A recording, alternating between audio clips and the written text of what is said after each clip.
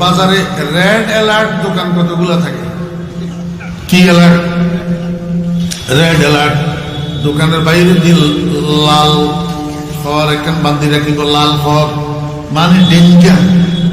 লাল রং danger রং, danger মানে কি? অর্থাৎ এডের ভিতরে জাহান্নামের কাজ কারবার চলে। কি কাজ কারবার? জাহান্নামের কাজ কারবার। রোজার দিনে দিনের বেলায় খাইলে জান্নাত না জাহান্নাম? জাহান্নাম। এডে জাহান্নামী সকলের খানা পিনা চলের ইতাল্লাহ লাল খড় টাঙ্গাই দি তোরা জীবন বালা মানুষ কেন আইও।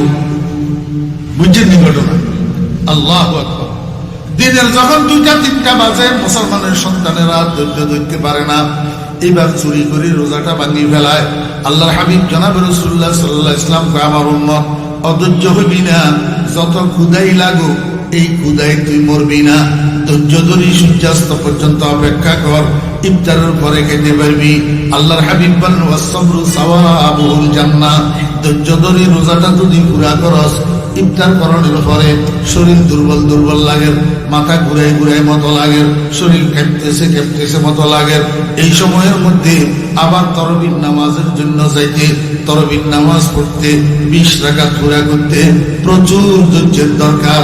আল্লাহর হাবিব বলেন, ধৈর্য ধরি আবার 20 রাকাত তারাবি পুরা কর। আল্লাহ পাক বিনা হিসাবে এমনি সোজা বেহেশতে পাঠাই দিবে। ওয়া হুয়া শাহরুস সাবর ওয়াস-সাবরু সাওয়াবুল জান্নাহ। আল্লাহ আল্লাহর হাবিব জনাব রাসূলুল্লাহ সাল্লাল্লাহু আলাইহি ওয়াসাল্লাম বলেন, রমজান মাসের 2টা কাজ, একটা হলো ফরজ আর একটা হলো সুন্নত। আল্লাহ রোজারে ফরজ করছে আর আমি রাসূল তোমাদের জন্য তারাবির নামাজকে সুন্নত করলাম। দোনোটারে আদায় করবা, ফরজেরও গুরুত্বের সাথে আদায় করবা, তারাবির নামাজেরও গুরুত্বের সাথে আদায় করবা। আল্লাহর হাবিব বলেন, মান তাকাররাবা ফি বিখাসলাতিন মিনাল খায়র কানা কামান আদ্দা ফরিজাতান ফিমা সিওয়া।